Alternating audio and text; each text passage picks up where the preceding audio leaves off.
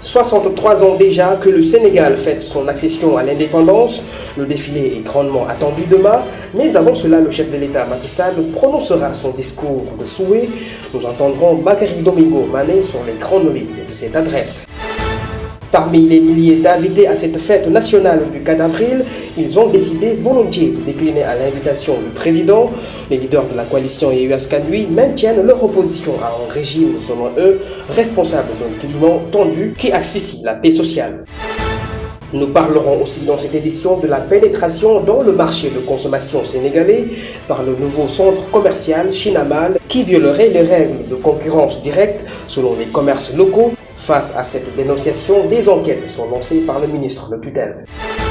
Enfin, la page sport dans cette édition, le football local sénégalais est en pleine ascension, un mérite qui ne serait sans la formation de qualité effectuée à la base. Le directeur de Africa Foot Club, Mohamed Sané, a misé sur l'expertise locale. C'était les grands titres de cette édition, le développement c'est dans un instant. Bonsoir à toutes et à tous et bienvenue. Je l'évoquais en début d'édition, le Sénégal fête demain son 63e anniversaire depuis son accession à la souveraineté nationale. Vers les années 60, le Sénégal a pris son indépendance, comme à l'instar de plusieurs pays africains qui étaient sous la tutelle de la France. Forces armées et préservation des ressources naturelles est le thème retenu cette année. Récit Ibrahima Monsali. Proclamé le 4 avril 1960, l'indépendance du Sénégal est célébrée en grande pompe par le peuple sénégalais, notamment dans les grandes villes. Cette fête nationale commémore la lutte de la liberté marquée par des défilés militaires, paramilitaires et des civils, symbole de communion entre les différentes couches de la société. Le Sénégal est devenu une république. Le 20 août 1960, le pays a accédé à l'indépendance sous la direction du président Léopold Sédar Senghor. Pourquoi donc le choix du 4 avril pour célébrer l'indépendance? Il faut savoir que l'accession à l'indépendance du Sénégal s'est faite par processus moins linéaire que celui de la plupart de ses voisins ouest-africains. De fait, la création d'un État fédéral avec le Soudan voisin avait été mise en chantier à partir de 1958-1959, mais c'était soldé par un échec en août 1960. Le Sénégal proclame son indépendance le 20 août 1960, dissociant désormais son destin de celui du Soudan. Le gouvernement français reconnut la République du Sénégal peu après. La République indépendante du Mali, ancien Soudan, est proclamée, elle, le 22 septembre et reconnue ensuite par le Sénégal et la France. Le Sénégal prévoit une fête officielle de commémoration de l'indépendance pour le 4 avril 1961, premier anniversaire de la signature des accords sur le transfert des compétences. Cette 63e anniversaire de l'accession à la souveraineté internationale du Sénégal va se tenir au boulevard du Général de Gaulle. Cette année, le thème retenu est « Forces armées et préservation des ressources naturelles ». Ibrahima Monsali, le traditionnel et merveilleux défilé du 4 avril aura lieu aussi cette année. Cette fois-ci, il n'a pas été organisé ces 3 dernières années en raison de la crise sanitaire du Covid-19 au Sénégal, organisant en lieu et place une sobre cérémonie de prise d'armes au Palais de la République. L'avenue du Centenaire qui abrite chaque année cette grande fête de l'indépendance a renoué avec ses beaux décors aux couleurs du drapeau du Sénégal. Depuis des semaines, ce site privilégié abrite aussi des travaux pour la grande cérémonie d'ouverture qui sera présidée par le chef suprême des armées, son Excellence Macky Sall. L'une des grandes innovations figure la suppression de la retraite au flambeau et le timing du jour que les autorités ont décidé de rationaliser. L'accueil et la mise en place sont prévus à partir de 9h et l'arrivée un peu tôt du président à 9h30 au lieu de 10h ainsi que les officiels. Des mesures par anticipation sont aussi prises à cet effet. Une répétition générale de 8h à 14h en prélude du défilé consacré aux militaires, paramilitaires et civils a été organisée le samedi 1er avril, passé à la base aérienne Capitaine Mam Amdallah Cissé de Ouakam. La cérémonie a été présidée par le général de corps d'armée Cheikh Wade, chef d'état-major général des armées SEMGA, en présence de nombreux officiers et des détachements de plusieurs corps des forces de défense et de sécurité. Ont été présents aussi les écoles militaires et paramilitaires à l'instar du Prytanée militaire de Saint-Louis et de l'école de santé ainsi que des établissements des différentes communes de la région de Dakar. Le chef d'état-major général des armées, en vue d'honorer dignement la solennelle fête de l'indépendance, a appelé tous les participants à un maximum de concentration. Le respect d'une tenue correcte et du timing des écoliers et leurs encadreurs est de mise. Près de 1500 participants et 29 communes et associations sont attendus à la cérémonie officielle au niveau de la place de la Nation. Les horaires seront réduits en cette 63e anniversaire en raison du carême et du ramadan. Je l'évoquais dans les grands titres de ce journal, celle qui ne sera pas comptée parmi les milliers de participants attendus demain, eh bien, c'est la conférence des leaders de Yewwi Askan Wi, sollicitant sa présence sur invitation du chef de l'État Macky Sall, transmise par le ministre de l'Intérieur. Elle a tout bonnement décliné des raisons que les leaders donnent dans leur communiqué publié hier. Une invitation qu'ils déclinent, disent-ils, au regret car aucun acte n'a été posé par le président allant dans le sens d'apaiser les tensions politiques et sociales du Sénégal. En parallèle, au nom de l'accession souveraine à l'indépendance, ils ne se sont pas retenus de rendre un vibrant hommage mérité à l'armée nationale et aux citoyens décédés lors des récentes manifestations au nom de la démocratie. L'ancienne première ministre et ex-députée Aminata Touré a aussi décliné l'invitation à la cérémonie de demain, mettant en avant ses inaltérables luttes contre le troisième mandat et dénonçant aussi la suspension de son mandat de député qu'elle juge violer toute loi et règlement. Cette déclinaison manifeste de l'opposition affiche une fois de plus cette familière tension sociopolitique en surcroît. Dans la traditionnelle adresse à la nation faite à chaque veille de la fête de l'indépendance par le chef de l'État, les attentes les plus pressantes sont le dialogue, les conditions difficiles de vie et les directives sur la prochaine présidentielle. Celles-ci sont une urgence selon Bakary Domingo Mané, analyste politique. Voici ses propos. L'essentiel du discours doit être articulé autour vraiment de l'unité nationale. Parce qu'il s'agit de la fête de l'indépendance, ceux-là, n'est-ce pas, qui se sont battus et qui sont morts vraiment pour la liberté, disons, de ce pays-là. Donc, normalement, l'essentiel du discours doit tourner autour de l'unité nationale, vraiment avec, disons, cette ouverture dont doit faire preuve le chef de l'État, parce que nous traversons un pays, nous traversons une situation très difficile.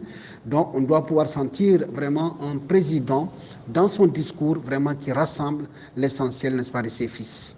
Et je pense que ça, c'est une attente forte de la part, n'est-ce pas, de la population. Une population qui a peur, n'est-ce pas, des lendemains qui déchantent, parce que simplement, le président lui-même a mis le pays dans une telle situation.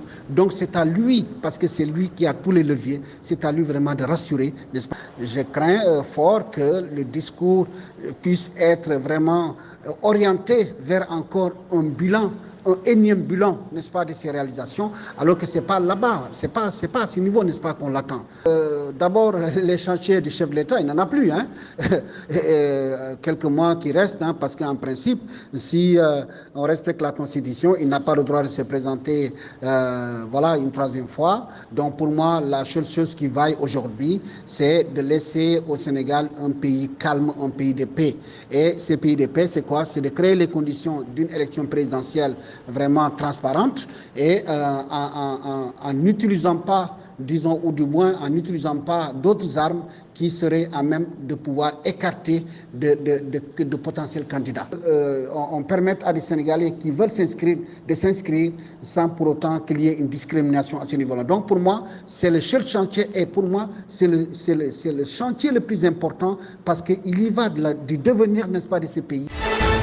À peine installé, le centre commercial Chinamal est contesté massivement, tel que je l'évoquais tout à l'heure dans les grands titres, avec cette vague de contestation qui se forme de plus en plus chez la plupart des consommateurs, producteurs et entrepreneurs. Sur sa position géographique dans le quartier Mermoz, où sa construction envoisine à elle seule 7500 mètres carrés, avec plus de 15 000 produits assortis proposés, le centre Chinamal est en concurrence directe avec l'un des géants qui s'est implanté aussi au Sénégal depuis bien longtemps maintenant, Auchan.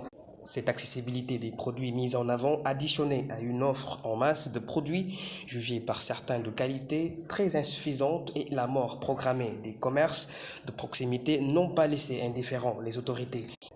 Le ministre du Commerce, de la Consommation et des petites et moyennes entreprises, Abdou Karim Fofana, dans l'émission du Grand Jury du dimanche à ITV, Annoncé que plus de 93 commissaires aux enquêtes économiques et des centaines de contrôleurs économiques sont sur des pistes d'enquête sur ce supermarché Chinamal. Il a rappelé aussi l'existence des règles applicables au Sénégal qui spécifient les normes d'installation à respecter selon la superficie aménagée. Il a précisé aussi que les produits mis en vente sont étudiés et comparativement assimilés à ceux vendus par la concurrence, les commerces locaux pour une saine et rationnelle cohabitation. M. Fofana a aussi saisi l'occasion pour lancer un appel aux capitaines d'industrie sénégalais à investir dans le secteur au nom du patriotisme et de s'organiser en grand réseau compétitif pour pallier à toutes ces conséquences dans le marché sénégalais. Parlons à présent de cette actualité de ce week-end sur ces pêcheurs de Kayar et de Mboro qui se sont livrés à un vrai pugilat, faisant plusieurs blessés. Les violences se sont accentuées au fil du temps sur un problème qui perdure depuis 2019 relatif à la délimitation en mer. Bien que des notables de Kayar ont fait appel à l'intervention de l'autorité régionale et à la sérénité des acteurs de pêche, les agressions sont dénoncées dans le camp de Mboro nord-est. Aujourd'hui, pour un retour au calme permettant dans une saine cohabitation de la bonne reprise de l'activité de la pêche, le ministre des Pêches et de l'économie maritime, Pape Sagna Mbaye, est sollicité d'agir. À l'issue de ces violentes altercations, des pirogues des pêcheurs du Kayar ont été brûlées et des blessés évacués au centre de santé de Mboro. Terminons ce journal avec un tour sur l'actualité sportive. La 16e journée de la Ligue sénégalaise de football était rythmée ce week-end par 7 matchs. Une journée qui échappe au Casa Sport qui avait l'occasion de se hisser à la tête du classement car perdu face à l'US Gorée 1-2, le score final et qui a remporté la 3e place avec 26 points. Djambar n'est toujours pas secoué par les résultats jusque-là en sa faveur et même malgré sa défaite contre l'AS Pikine qui le bat avec 1-0, il se place toujours leader du championnat. La 4e place avec 24 points revient à Teungueth FC malgré sa défaite contre Génération Foot avec un score de 2-1.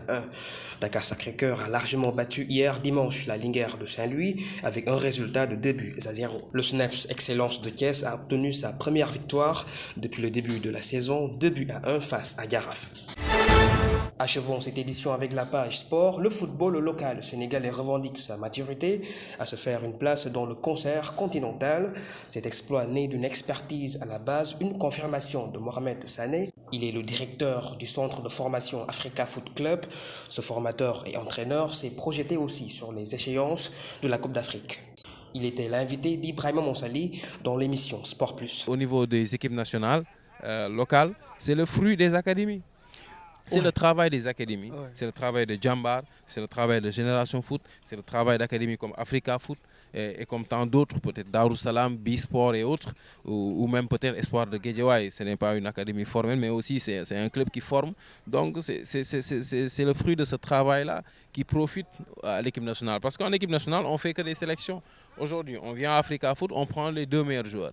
On va à Djambar, on prend 4 ou 5 meilleurs joueurs. On va à Génération Foot, on fait pareil. On va au niveau de l'élite, c'est-à-dire en première division, on voit les joueurs qui jouent et qui ont un certain âge qui leur permet de jouer en junior ou en cadet. Et puis on fait une sélection. Je crois que ça c'est facile de performer quand on fait ça. Mais aujourd'hui, honnêtement, s'il n'y avait pas ces académies-là, on n'allait pas avoir d'équipe nationale. Au Sénégal, les équipes migrent au niveau des centres. Qu'est-ce qui explique tout cela?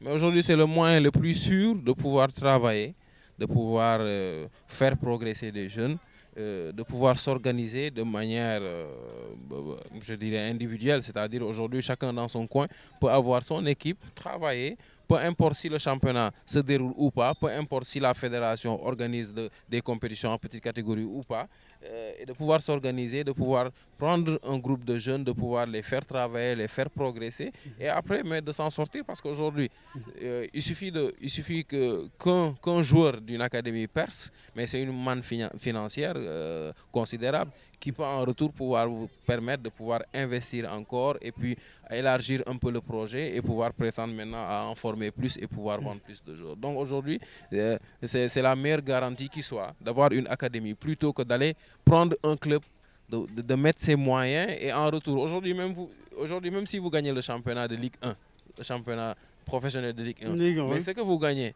en retour sur le plan financier, mais ce n'est même pas la moitié ou le quart de votre budget que vous avez dépensé toute la saison. C'est énorme ici. Ça, c'est en Ligue 1.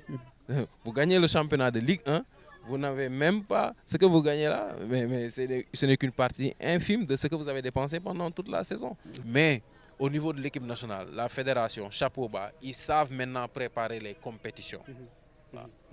On prépare les compétitions de la meilleure manière possible et on met les équipes nationales dans toutes les conditions, les CNTP, pour pouvoir remporter un trophée. Et ça, vraiment, il faut leur reconnaître ça. Et aujourd'hui, on arrive sur le plan organisationnel. Il y a aussi l'État qui met les moyens. On a une très bonne organisation, on a de très bons joueurs, on a de jeunes joueurs qui arrivent, qui n'ont pas gagné la Coupe d'Afrique et qui ont faim, comme Iliman Ndiaye et autres. Donc ces joueurs-là, vraiment, si l'entraîneur arrive à avoir maintenant cette symbiose entre ces anciens et cette nouvelle génération de jeunes joueurs, là, maintenant, on pourra même, ce que je disais tantôt, être moins prévisible et avoir d'autres cordes à notre arc pour pouvoir surprendre les autres équipes africaines.